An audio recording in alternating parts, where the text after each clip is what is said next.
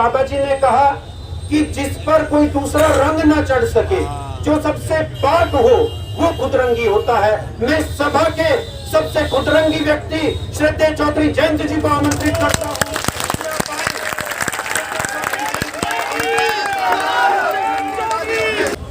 लेकिन आपके बीच आकर मुझे ऊर्जा मिली और हम ही एक दूसरे की ताकत है। कभी कभी हम भूल जाते हैं इस बात को कि हमारी ताकत क्या है। हम लोग इकट्ठे रहेंगे तो ताकतवर रहेंगे।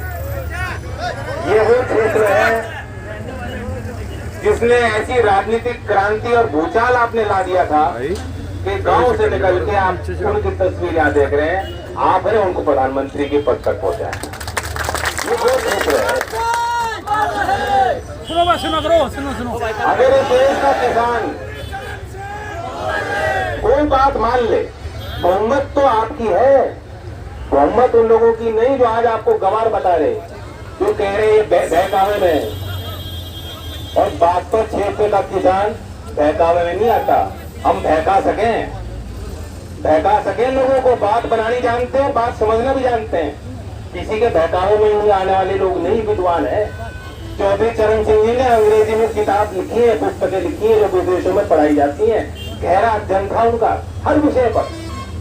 लेकिन देखो, जो लोग उनके समय में कहते थे ये कुल के नेता है, ये एक वर्ग के नेता है, जाति के नेता, अरे ये तो गवार लोग हैं, धोती पहन के आदमी है, उस गांव से निकले लोग हैं, इनको नीति नहीं आती, जो लोग उस समय इन बातों को करते थे वही लोग आज आपको कह रहे हैं कि एक किसान जो है बहकावे में आ गया।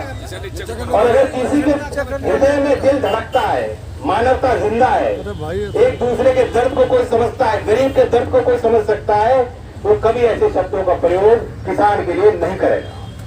इस क्षेत्र के जनप्रतिनिधि ने जो बात कही है आपत्तिजनक बात है कि किसान कौवे की सुन रहा बात। जो किसान धूप में काम करता था, मेहनत करता था, आज वो किसान कौवे की बात सुन रहा है। मुझे तो बात समझ में नहीं आई, ये बात समझने वाली है ही नहीं। भारतीय जनता पार्टी के एक सांसद महोदय कह रहे हैं कि किसान नहीं तो भड़वे हैं, गांव में जो 2-4 भड़वे हैं जो घूमते हैं वो लोग इकट्ठे हो गए, असली किसान नहीं है।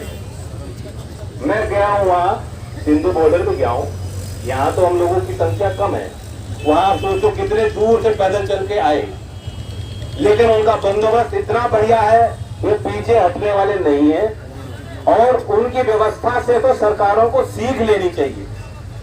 सरकारी योजना उसके आगे फेल है। हम लोग कहते थे मोदी जी इवेंट मैनेजर बढ़िया है, लेकिन पंजाब और हरियाणा के किसानों के आगे मोदी जी फेल है। तो मैं उनको दाद देता हूँ, उन्होंने साहस और वीरता का परिचय दिया। और हम सबको जहाँ भी हम बैठे हैं, हम उनके लिए बैठे हैं, उनके प्रति संवेदना व्यक्त करने बैठे हैं, उनके साथ भाईचारा व्यक्त करने बैठे हैं। और वाकई स्थिति यह है, क्योंकि मैंने कानून पढ़ा है, इतना मैं भी जानता हूँ। आप बारीकी से उन कानून को देखोगे, नाम तो दे दिया आपका और पूरे कानून में काम सारे प्रावधान किसी और के हैं। ऐसा लगता है ऐसी भाषा किसी सरकारी अधिकारी ने भी नहीं लिखी होगी, ये सीधा सीधा किसी कॉर्पोरेट ऑफिस से लिखी गई और थमा दी गई देश। और उनका प्रभाव क्या होगा, सिर्फ हरियाणा और पंजाब के किसानों तक सीमित नहीं रहेगा, पूरे देश पे लागू हो जाएगा। अब कहते हैं देखो फायदा मिलेगा किसान को, किसान से सीधा कंपनी खरीदेगी, आज किसान को भाव मिलता नहीं है, बात सच्चाई है। लेकिन इस बात का जवाब मुझे दे दो, बिहार राज्य का उदाहरण दिया कि बिहार में तो बहुत पहले हो गया था। बिहार क्षेत्र का किसान आप जानो खुशहाल है क्या? नहीं भाव मिल रहा उसे कुछ? उन्होंने तो शिक्षा के क्षेत्र में बढ़त हासिल करी। बिहार का आदमी जहाँ जाता है तरक्की करता है, मेहनत करता है, मजदूरी करता है, कमाता है। लेकिन ये कहना गलत होगा कि बिहार के किसान की आय या उसकी तरक्की का कोई भी पैमाना आप उठा लो, वह आपसे आगे नहीं, बहुत पीछे है। बिहार में जितनी फसल की पैदावार होती है मात्र 2% एफसीआई खरीदती, 2%। मेरा सवाल है 2% क्यों खरीदती है, ज्यादा क्यों नहीं खरीदती? और अगर मोदी जी को, भारत की सरकार को किसान के लिए कुछ करना था तो ऐसा सोचते कि हम मंडी का विस्तार कैसे करें। जिन राज्यों में मंडी की व्यवस्था नहीं है, संरचना नहीं है, ढांचे नहीं है, वहां निवेश कैसे करें? प्राइवेट भी लाओ, सरकारी भी लाओ, लेकिन सरकार पीछे हट जाएगी और कहेगी आज से जो है टाटा अंबानी सब देखेंगे, तो क्या किसान का भला हो जाएगा? कंपनी में यहाँ बच्चे हैं, नौजवान हैं, किसी की नौकरी लग रही क्या कंपनी में? नहीं, कार की तो लग रही होगी। शर्मा रहे हो, किसी की तो लग रही है। मेरे कहने का मतलब ये था, किसी ने कंपनी में काम किया हो वो जानता है कंपनी के मालिक की सोच क्या होती है। वहाँ नैतिकता के आधार पे फैसले नहीं होते। कोई आप सोचो टाटा अंबानी अदानी न्याय करेंगे? नहीं, किसान से जितना सस्ता लिया जा सकता है सबसे सस्ता लेंगे, और ग्राहक को जितना महंगा बेच सकते हैं उतना महंगा देंगे, क्योंकि एक उनकी फिलोसफी होती है प्रॉफिट कमाना, और वो प्रॉफिट कमाना वहाँ कहाँ किसान पिसेगा। हमारे देश में 80% किसान पे कितनी जमीन है? 2 हेक्टेयर से कम भूमि। और हम जिस क्षेत्र में यहाँ धरना दिए बैठे हो, यहाँ तो विकास कार्यों के लिए भी जमीन नहीं मिल पाती। छोटे छोटे चक है, जमीन नहीं ज्यादा यहाँ। आपने अगर तरक्की करी, बच्चों को पढ़ाकर भेज कर कहीं, खेती से गुजारा नहीं हो पा रहा है यहाँ, सच्चाई है। और ये ठीक है कि दिल्ली के आप समीप हो, करीब हो, जब चाहते थे दिल्ली को झुका देते थे, ये आपका अस्तित्व था। लेकिन सच पूछो, तस्वीर की तरफ एक निगाह मार के अपने दिल के गहराई से मुझे जवाब दो, आज दिल्ली नजदीक है या दिल्ली आपके लिए दूर होगी? और दिल्ली में एंट्री आपकी नहीं हो रही, और इनकी मंशा है कि किसान घाट में कोई किसान का बालक ना जा पाए। चौधरी चरण सिंह जी के परिवार को आजाद भारत में पहली बार जब से किसान घाट आपने बनवाया था, वो भी आप लोगों ने लग के बनवाया था, ऐसे बनवाने वाला कोई था नहीं। उस घाट में चौधरी अजीत सिंह जी, चौधरी चरण सिंह जी की सुपुत्र को जाने से अगर रोका जाए तो हिमाकत किसकी है? और ये इसलिए कर रहे हैं, सरकार तो आपने कई देखी, इससे पहले भी देखी। 2009 में आपने आंदोलन किया था, सफल आंदोलन, 5 घंटे में सरकार को एहसास हो गया था। और फिर कानून में प्रस्ताव जो लाए थे वो पीछे हटके उन्होंने संशोधन में कर दिया। वो क्यों हुआ था? ऐसा नहीं है कि आपकी भीड़ ज्यादा थी, पंजाब हरियाणा की दूर कम है, या आज आपकी इच्छा शक्ति कम है, ऐसा नहीं है। उस समय सरकार पे दबाव था कि उन्हें एहसास था कि हमारी वोट खिसक जाएगी। वोट, राजनीतिक ताकत आधार वोट का ही है। सारा खेल, सारा मसला वोट का है। मैं जानता हूँ यहाँ आपने निर्णय लिया है, हमारे बुजुर्गों ने यहाँ आंदोलन करने का फैसला लिया, वाजिब फैसला लिया, मैं उस फैसले के साथ। और आपने फैसला लिया कि राजनीतिक चर्चा यहाँ ना हो, उसके पीछे आपकी सोच हो सकती है कि आपसी जो मतभेद हैं वो खुल के सामने ना आए। ये वक्त है एकता बनाने का। मैं आपकी सोच के साथ हूँ। मेरी तो इच्छा यहाँ से कुछ बात कहने की भी नहीं थी, लेकिन जब मैं बैठा लोगों ने कहा बात तो कुछ कहनी पड़ेगी। पेमेंट हो, अभी तो भाव की बात कर लो, पेमेंट तो बाद में होगा, पहले भाव तो मांग लो। आप तो भाव ही ना मांग रहे, अभी तो पर्ची पे क्या 0 लिख के आ रहा होगा। तो सारी समस्याएं हैं।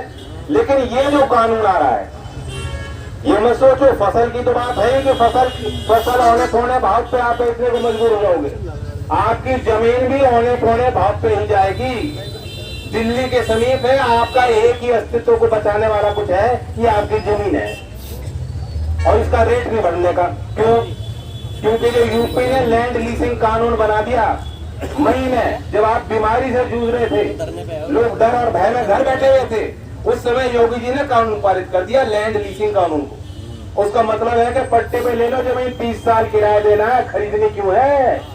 और जो किसान तरक्की करता था, जमीन महंगी होती थी, बेच के आगे जाके खेती कर लेता था। यहाँ का किसान आपको पीलीभीत में भी जाके मिल जाएगा, हरियाणा पंजाब का किसान भी आके बसे जब उनकी जमीन महंगी हुई। अब जमीन महंगी क्यों होगी?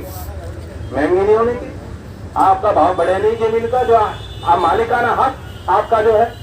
और धीमे धीमे करके आप देखोगे कंपनी ने वहाँ खेती की जमीन ली, सरकार को जो है अंडर द टेबल कुछ दे दिया अधिकारी को, लैंड यूज चेंज हो गया, वहां लग गई इंडस्ट्री। और आपको क्या मिला? ना आपके बच्चों को नौकरी मिलनी उस इंडस्ट्री में। तो ये अस्तित्व की लड़ाई बहुत बड़ी लड़ाई है। मैं जानता हूँ गन्ने का क्षेत्र, गन्ने की अपनी समस्या, वह भी आपको लड़नी चाहिए। और पार्टी की तरफ से शायद प्रस्ताव ये हुआ आज प्रेस में जाएगा 27 तारीख को। असल में कुछ लोग कह रहे थे जी हम आएंगे दिल्ली, मेरा जन्मदिन है, मैं तो जन्मदिन मनाता नहीं, मुझे कोई खास उसमें उत्साह होता नहीं। लोग आते हैं, केक कटवाते हैं, साथ सेल्फी खींच के चले जाते हैं, किसी काम का नहीं वो। तो मैंने तो कहा इससे अच्छा उस तारीख में कुछ करना चाहो, गन्ने के मुद्दों को लेकर सरकार को भेज। तो धरने को मैं अनाउंस कर रहा हूं।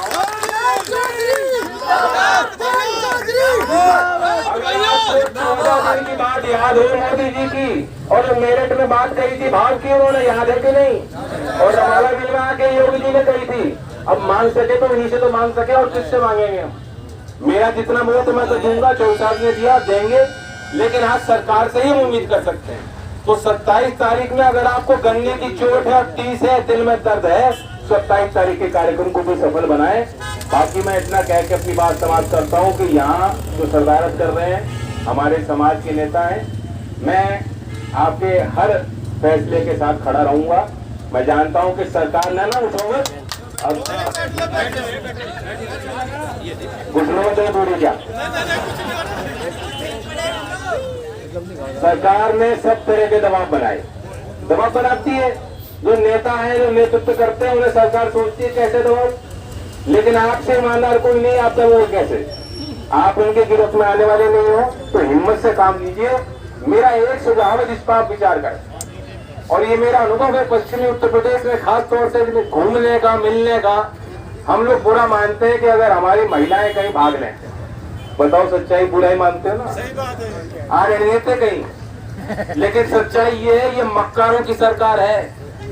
ये आपको हर तरीके से साम दाम दंड भेद विभाजित करके आपको तोड़ने की कोशिश करेगी।